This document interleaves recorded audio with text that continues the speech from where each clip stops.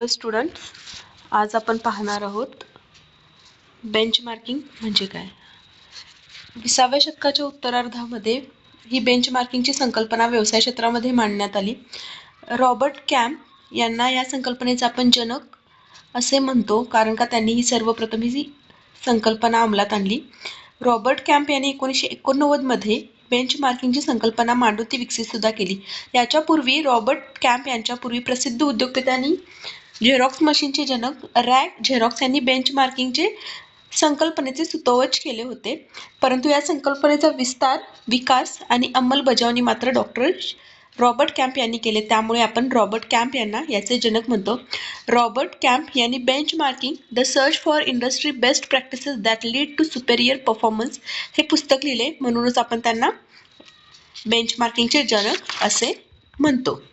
तर बेंचमार्किंग म्हणजे काय? तर बेंचमार्किंग म्हणजेच ही संकल्पना जी आहे ती वस्तूची गुणवत्ता सुधारण्यासाठी एक मापदंड निर्धारित करण्याची प्रक्रिया आहे.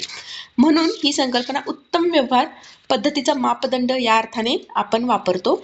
तर बेंचमार्किंग म्हणजेच काय? Benchmarking is the process of comparing the cost, cycle time, productivity or quality of a specific process or method to another which are industry standard or best practice for making improvement in business processes.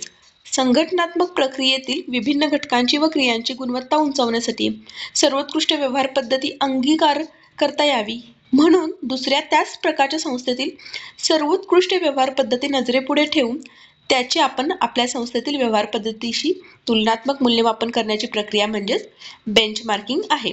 तर याचं उदाहरण जर बघायचं म्हटलं तर एक mobile company आपल्या उत्पादनाची गुणवत्ता आणि उत्पादन खर्च जसं की ॲपल किंवा सॅमसंग सारख्या कंपन्यांशी तुलना करते आणि त्यांच्या पद्धतीत शिकून सुधारणा करते, तर त्यालाच आपण काय म्हणतो? बेंचमार्किंग असे म्हणतो.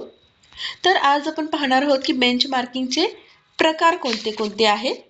तर त्याचे टोटल 10 प्रकार आपण पाहणार आहोत. त्याच्यातला पहिला आहे तो प्रक्रिया बेंचमार्किंग म्हणजेच काय? Process benchmarking. यामध्ये व्यवसायातील विशिष्ट संघटनात्मक प्रक्रियेसाठी अंगीकारण्यात येणाऱ्या बेंचमार्किंगला प्रक्रिया बेंचमार्किंग असे म्हटले जाते. हा सर्वात जुना प्रकार आहे. त्याच्यानंतर आहे सर्वसाधारण बेंचमार्किंग. जेव्हा व्यवसायाच्या संपूर्ण प्रक्रियेसाठी बेंचमार्किंग अवलंब केले जाते तेव्हा त्यास आपण सर्वसाधारण बेंचमार्किंग असे म्हणतो. हा प्रकार सर्वात व्यापक समजला जातो कारण संपूर्ण व्यवसायाची प्रक्रिया बदलण्यासाठी हा प्रकार वापरला जातो. त्याच्यानंतर तिसरा आहे वस्तू बेंचमार्किंग. संस्थेला एखाद्या वस्तूमध्ये सुधारणा करायची असेल किंवा एखाद्या गोष्टीचं नवीन उत्पादन सुरू करायचं असेल तर त्याच्यासाठी आपण काय करतो? तर हे वस्तू बेंचमार्किंग हे याचा वापर करत असतो. त्याच्यानंतर आहे चौथं स्पर्धात्मक बेंचमार्किंग. म्हणजेच काय? तर आपल्या संस्थेच्या व थेट स्पर्धकाच्या संघटनात्मक प्रक्रियेला तुलनात्मक मूल्यमापनासाठी अंगीकारलेल्या बेंचमार्किंगला स्पर्धात्मक बेंचमार्किंग असे म्हणतात. त्याच्यानंतर आहे कार्यात्मक बेंचमार्किंग. जेव्हा विशिष्ट प्रक्रियेसाठी उच्च दर्जाची कामगिरी गाठण्याचे लक्ष्य ठेवून विभिन्न प्रकारच्या संस्थांमधील प्रक्रियांच्या आधारे बेंचमार्किंग अंगीकारल्यास ते कार्यात्मक बेंचमार्किंग होय.